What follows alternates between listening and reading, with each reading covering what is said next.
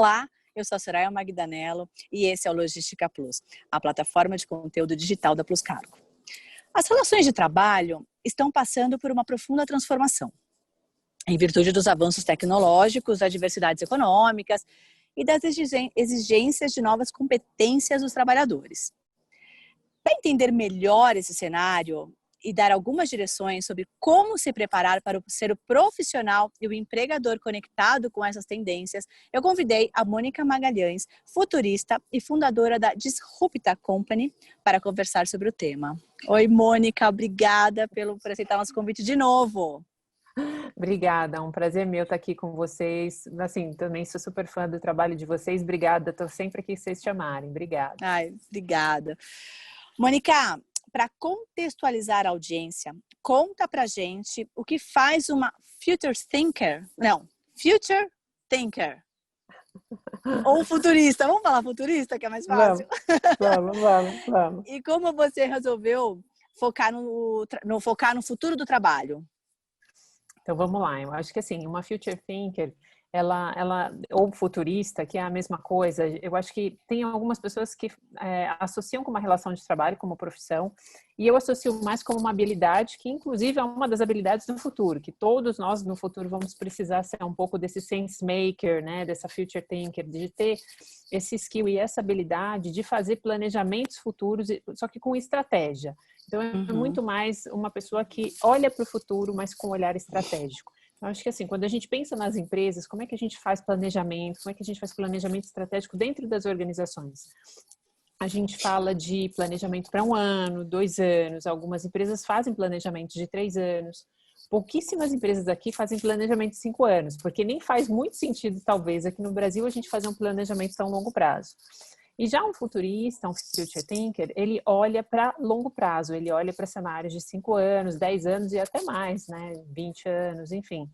E a ideia de você olhar para cenários mais longos é justamente você quebrar todas essas barreiras que a gente tem quando a gente faz planejamentos muito próximos, muito curtos, aí de 1 ano. Eu acho que quando a gente olha para esse futuro mais distante, você não tem nenhuma amarra, né, que no presente você tem. Então, você pode ser muito mais criativo, você pode ser muito mais imaginativo aí no desenho da sua empresa, isso tanto para a empresa quanto para a vida da gente. Eu acho que desenhar cenários futuros é o trabalho do futurista e é muito bacana porque você simplesmente se desprende desse planejamento todo que a gente tem de curto prazo e começa a sonhar, né? E aí a gente desenha futuros que são às vezes mais flexíveis, futuros que são preferidos, e aí você escolhe um caminho, qual você quer seguir. E aí você acaba tomando mudanças e decisões hoje que vão impactar no futuro. Então, assim, é por isso que a gente estuda no futurismo cenários futuros, como planejar, como criar estratégias. E aí, outras coisas super bacanas, vou responder também da parte do futuro do trabalho que você perguntou, né?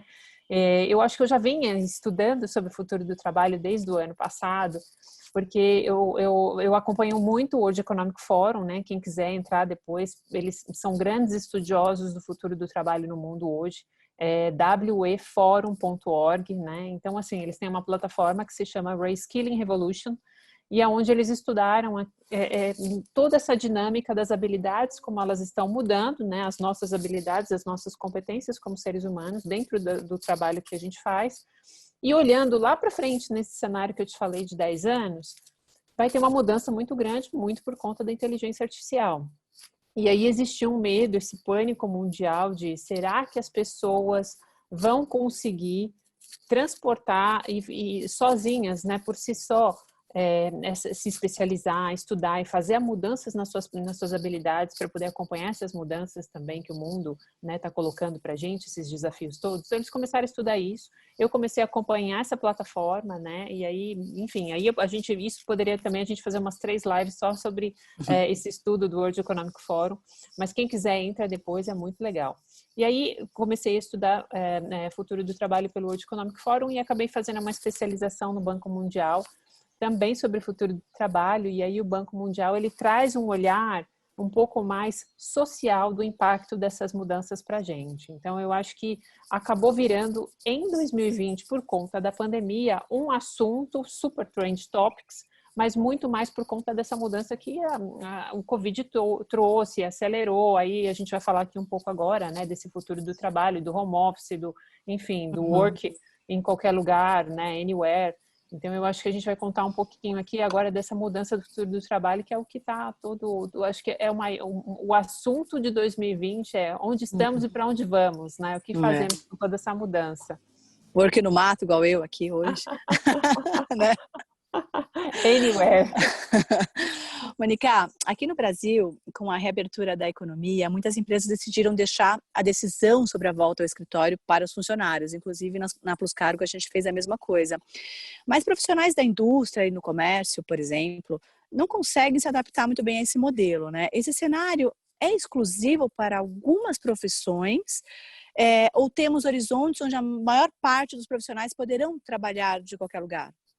Sim, quando a gente fala da indústria, a indústria brasileira, né, que movimenta aí boa parte do PIB do Brasil, é um impacto diferente, né? O impacto na indústria, ele é muito mais desse que eu te contei agora há pouco das habilidades, né? O Sistema S no Brasil, que é Sebrae, Senai, eles são responsáveis por fazer essa capacitação dos brasileiros na indústria. Então, nós estamos falando de mais de 10 milhões de pessoas que precisam ser capacitadas para essas mudanças no futuro.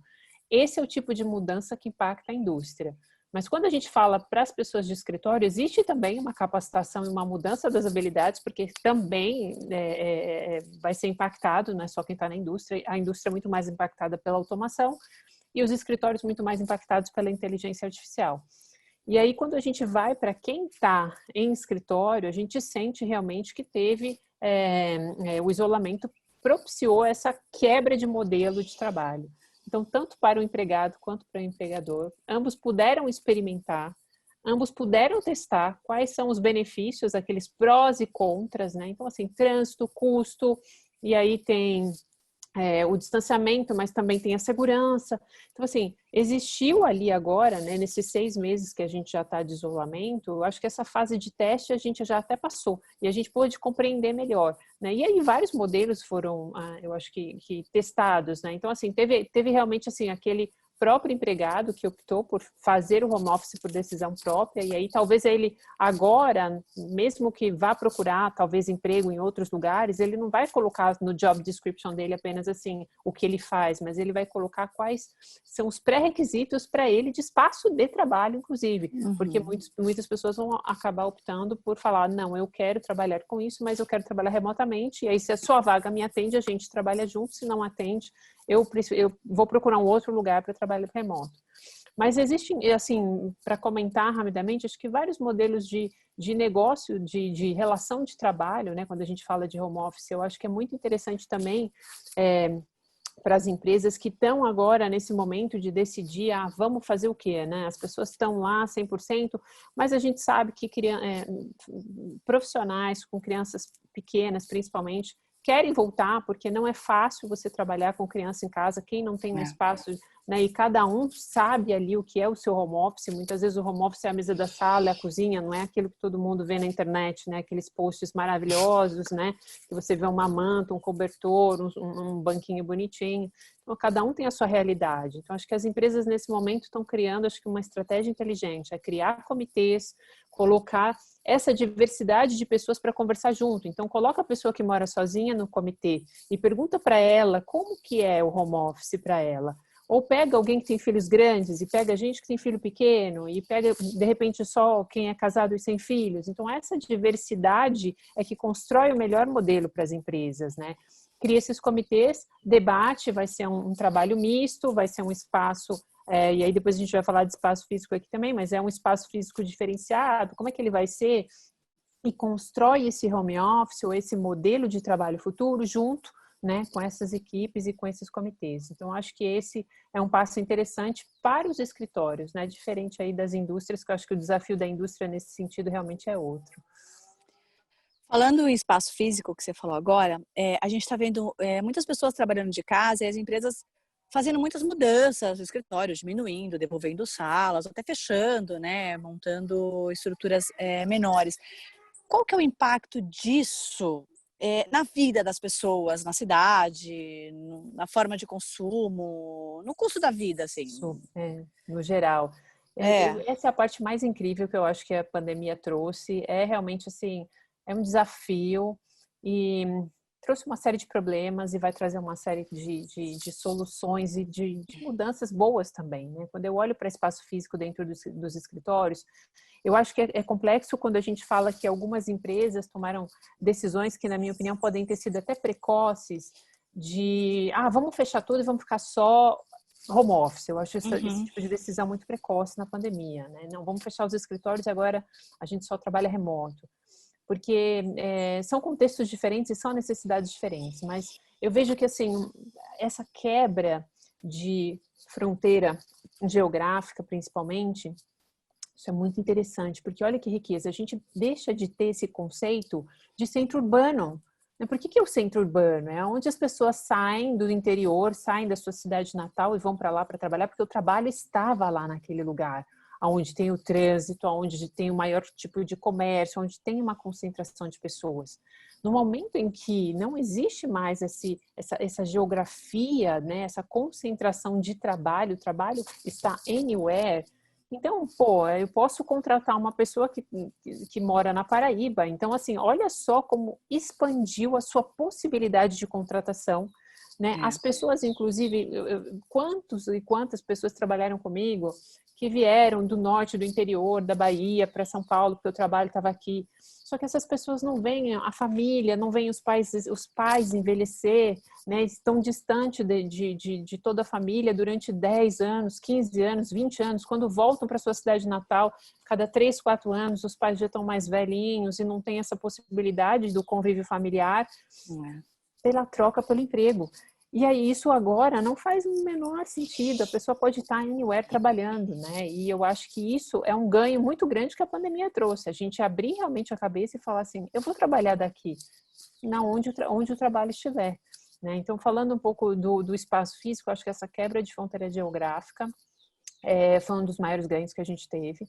E aí eu acho que também, assim, dentro dos escritórios, os espaços físicos também, os que ficarem vão assim, o espaço físico do futuro, se eu tivesse que falar assim, né? E até fazendo um line-up aqui bem rapidinho, né? Eu acho que uma linha do tempo. Acho que quando a gente olha para o passado, você lembra? Eu já trabalhei em escritórios no começo, né? Quem é da geração X sabe que a gente no começo trabalhava naqueles escritórios que tinham aquelas baias altas, cada um tinha o seu cubículo. E, na verdade, aquela baia alta era justamente para impedir a minha interação com a outra pessoa. Né? Então, olha só, né, como era o mindset daquela época, né? Nós estamos falando de 20 anos atrás. E aí depois, 10 anos depois, aí veio a geração dos milênios, aí com os milênios, não, os milênios eles tiveram que ir aquele open office, né, aquele escritório aberto, e aí entraram as salas de descompressão, descontração, as salas de design thinking, e tudo isso para atender uma demanda diferente de comportamento mais milênio. Nesse escritório do futuro, e aí assim esse futuro que já, né? Quando eu falo futuro é que já está acontecendo. A gente tem um escritório agora muito mais líquido, eu chamo, né? Que é para atender essa demanda de trabalho líquida também. Que você pode uma hora trabalhar em casa e você está ali de passagem, aí você trabalha em qualquer espaço. Tem então alguns espaços mais reservados, alguns espaços mais abertos, alguns espaços mais escuros de concentração, alguns espaços mais próximos da janela, mas você faz uma mudança no escritório e deixa ele mais fluido, né? Para ter espaços diferentes para as pessoas que estão de passagem e não mais aquele lugar assim, esta é a minha mesa, deixa eu colocar aqui o meu porta-retrato, meu ramal é o número tal. Então, você entende que tem uma quebra, né? Uma quebra de modelo, né? Ou seja, a coisa tem que ser fluida, porque esse futuro de trabalho, ele é fluido também. Acho que esse é um pouco do resumo também de espaço físico, de mudança de espaço físico. Eu fico feliz porque a gente é muito futurista. Nosso escritório é exatamente assim. Muito legal. Parabéns, parabéns. Obrigada. Bom, mas me fala uma coisa, essas ferramentas que estão facilitando a gente trabalhar de casa, né? O Google Meet, o Zoom, que inclusive é a ferramenta que a gente está usando agora para gravar esse programa. Elas já existiam? Começou a existir agora? Como é que funcionou isso? Porque a gente, pelo menos da Plus Cargo, a gente não usava, a gente fazia reunião presencial. Me fala mais dessas ferramentas que facilitaram o nosso dia a dia absurdamente, né? Sim, sim. Não, e tem muitas, né? A gente está falando só das. E essas são as mais conhecidas, porque acho que foram as primeiras, né? Então, mas existem muitas ferramentas hoje que a gente chama de ferramentas colaborativas, que eu acho que esse tem sido, inclusive, meu foco principal, às vezes, de trabalho, que é ir e instruir as empresas como é que a gente implementa essa teia tecnológica agora que é necessária para suportar esse trabalho remoto. Então, o vídeo e as reuniões, eu acho que é um ponto ali nesse todo, de todas as ferramentas que a gente precisa para suportar nosso trabalho. Mas eu chamo de ferramentas colaborativas várias, como o Notion, o Microsoft Teams, enfim, todas essas que você se conecta quando é como se você chegasse no escritório, você faz login na ferramenta.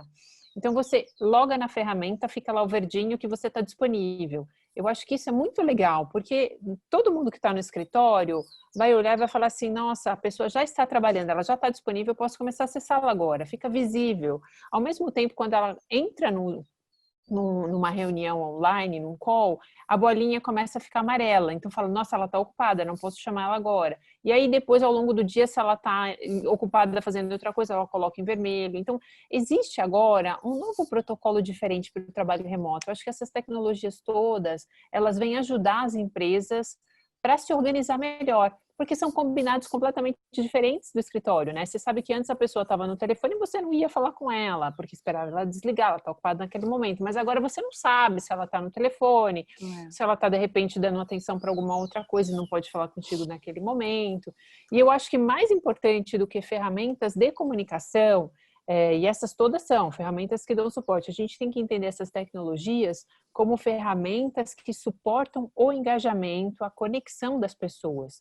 Então, é extremamente importante que as empresas olhem para essas ferramentas, olhem para o seu parque ali. Então, isso é uma conversa, às vezes, muito mais até com a área de recursos humanos das empresas e conversa assim, legal, como é que você está fazendo um board de funcionário, né? Porque você continua contratando e demitindo gente na quarentena. Só que é diferente você contratar uma pessoa e colocar dentro da empresa e você pegar na mão dela e dar a volta por toda a empresa, apresenta os diretores, os gerentes, o presidente.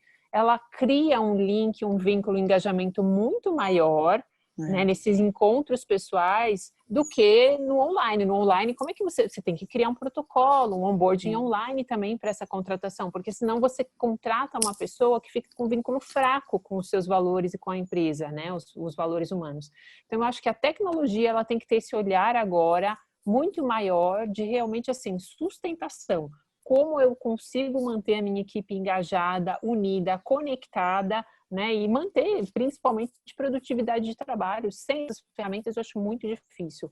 Eu acho que deve ter tido assim muitas empresas, muitos escritórios que foram para o online e utilizando só as ferramentas de videoconferência e aí depois falando, pô, não está funcionando para a gente o trabalho online, não está funcionando o trabalho remoto, vamos voltar para o escritório. Mas não é esse o passo que você anda para frente, que você inova, né? Quando você tem dificuldade, você tem que pensar o seguinte, peraí, vamos pensar como é que a gente se organiza para isso funcionar bem e não voltar para trás. Voltar para trás não seria a melhor escolha, a melhor decisão, né? É você olhar quais são as fricções que estão tendo e falar assim, peraí, eu não estou me organizando bem aqui.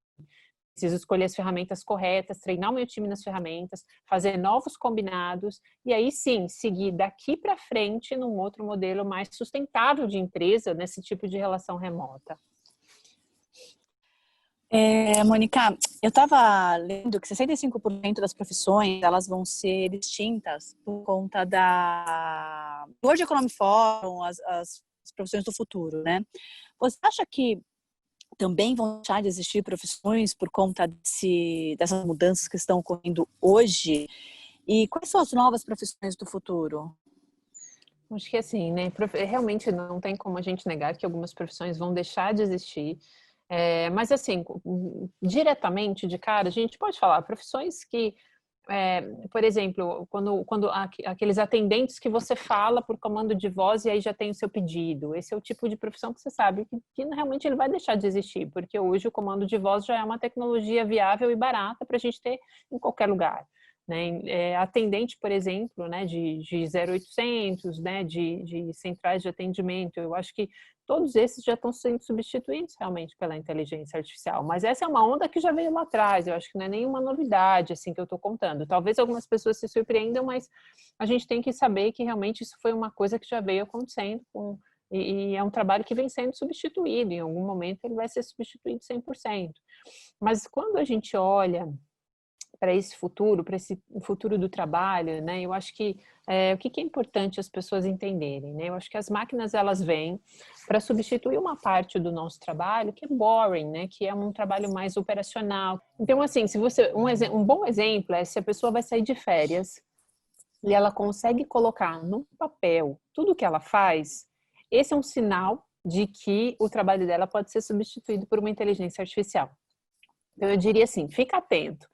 Eu acho que esses trabalhos do futuro, eles são muito mais assim, eles são pensamento crítico, pensamento analítico. Então, eu recebo esse material que as plataformas, os sistemas todos inteligentes vão fornecer, mas a parte crítica é minha, porque isso a máquina não faz.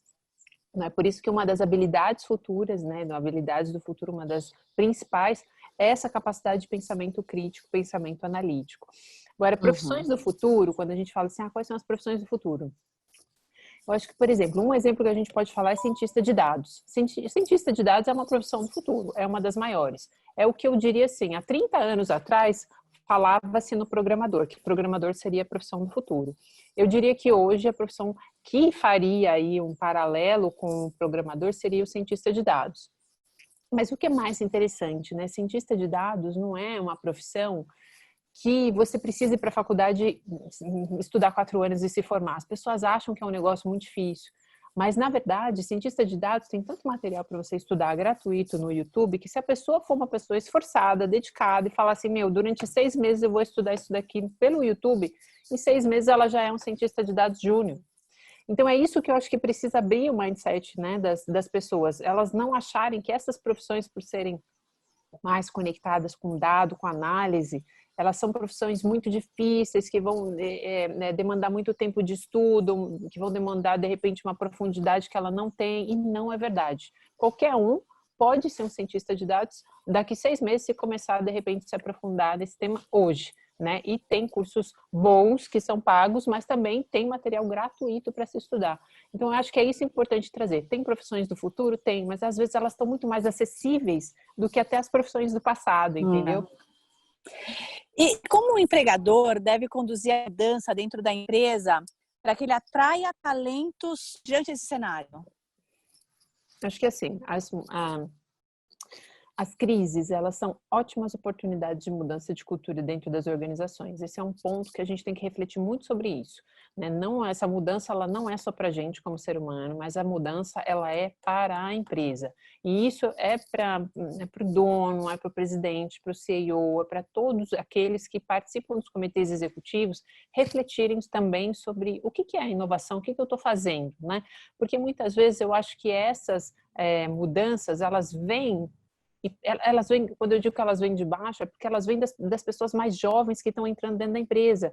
Então, daqui a pouco você vai começar a contratar alguém da geração Z, e se o seu sistema for antigo, se as suas ferramentas forem ultrapassadas, se você tiver combinados e tiver ali uma hierarquia muito modelo ainda, né, revolução industrial, essa pessoa ela não vai se sentir que aquilo é um lugar onde ela vai conseguir se realizar, né, profissionalmente. Não, ela não vai se conectar com o modelo da estrutura, da estratégia, do negócio.